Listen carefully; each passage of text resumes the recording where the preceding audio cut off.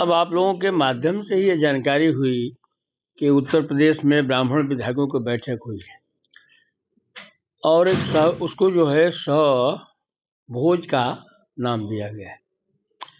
Meeting होना, अपने लोगों के साथ बैठना, ये अच्छी बात है। अपने मन के उद्गार निकाल लेना, एक दूसरे के प्रति जो है श्रद्धा का भाव प्रकट करना, ये अच्छी बात है, मैं इसको स्वागत करता हूँ। लेकिन उसके बाद जो है प्रदेश अध्यक्ष का बयान एक ब्राह्मण विधायकों को डरवाने के लिए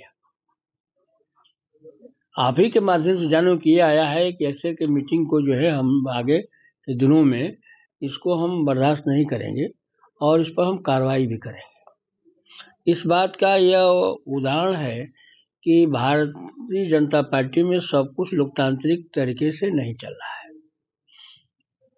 दूसरी तरफ ये भी हो सकता हो कि हमारे जनप्रतिनिधि जिन आशाओं के साथ चुन कर गए हों और सत्तारूढ़ पार्टी के मेंबर हों, उनको जो है उनके मन के अनुरूप उनके क्षेत्र का विकास नहीं हो पा रहा हो, उनके अधिकारी न सुन रहा हो, वो अपने को उपेक्षित महसूस कर रहे हो सरकार में रह करके भी, इस तरह की बातें हो सकती थी। इस पर वो मीटिंग कर सकते थे या किए होंगे लोग।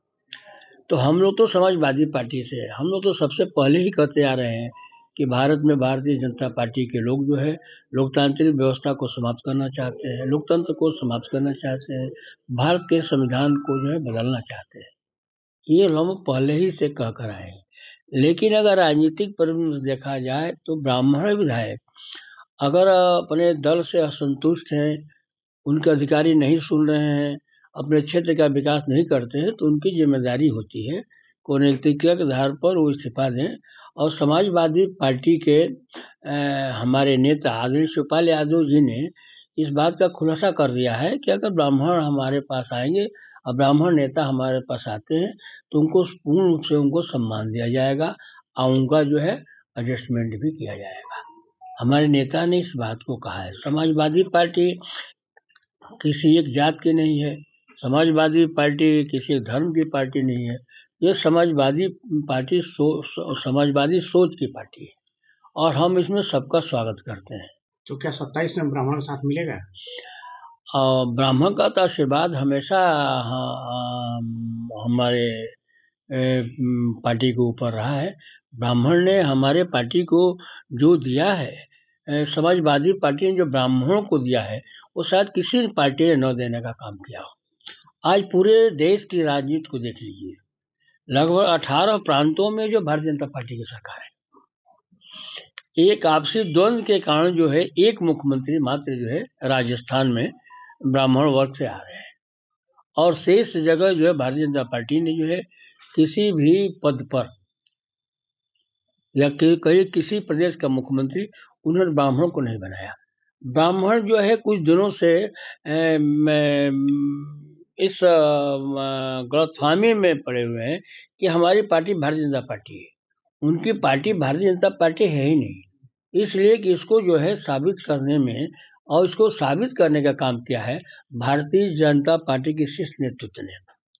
अभी जो है दो अध्यक्ष चुने गए हैं, एक कार्यकारी अध्यक्ष देश के चुने गए और एक कार्यकारी अध्यक्ष जो है प्रदेश के चुने गए।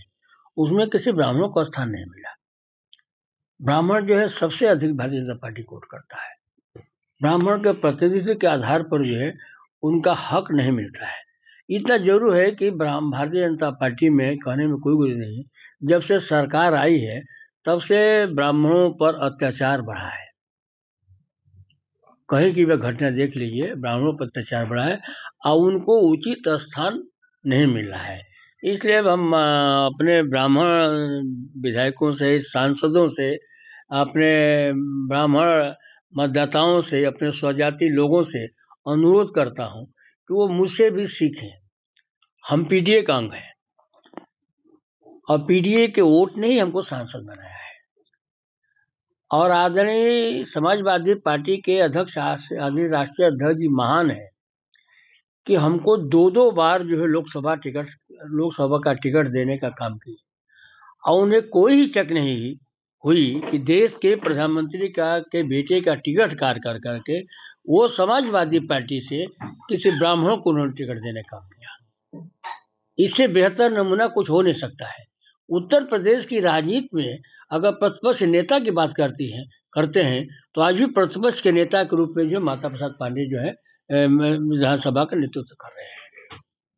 लेकिन बीजेपी में तो डिप्टी सीएम ब्रजेश पाठक जो है। अब ऐसा है कि चूंकि पाठक जी, आप हमारी बात को तो ऐसा नहीं है कि नहीं कहेंगे आप और दिखाएंगे भी।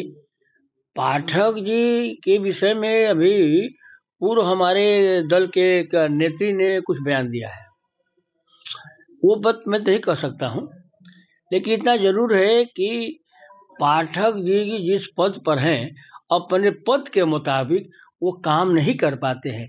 क्या मजबूरी है वो जानते होंगे, लेकिन अगर ब्राह्मण के वोट पर उनकी दावेदारी है, अगर ब्राह्मण उनको अपना नेता मानता है और ब्राह्मण को अपना मानते हैं तो उनको जो है अपने पदों को छोड़ना भी पड़े तो ब्राह्मण के हित में पद को छोड़ करके ब्राह्मण की मदद करनी चाहिए। ऐसा करते हैं तो मैं मानूंगा कि ब्राह्मण के नेता है, नहीं तो अन्यथा दिखावा है। किसी दूसरे मंत्री को कभी स्टूल मंत्री कहा गया था, आज भी उस सरकार में स्टूल मंत्री बन करके बैठे हुए हैं।